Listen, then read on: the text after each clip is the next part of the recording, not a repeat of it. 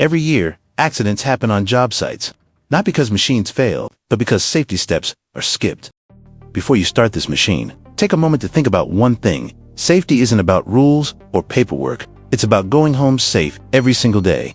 This excavator is powerful, and when it's operated the right way, it's safe, reliable, and efficient. Only trained operators should run this machine. If you're tired, distracted, sick, or not focused, do not operate it. Safety always starts with the operator. You'll see safety labels placed around this machine. These labels are not decoration. They warn you about real dangers. Some remind you to read the operator's manual. Others warn about sudden movement, high voltage lines, hotter moving parts, and dangerous swing areas. Never remove safety labels. Keep them clean and easy to read. If a label is damaged or missing, replace it before operating the machine. Always stay clear of the swing and turning area. The upper structure can rotate quickly, and blind spots are always present.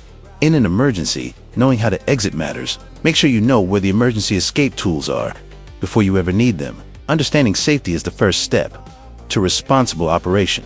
In the next video, we'll cover operator safety and personal protective equipment. Stay safe and work the right way.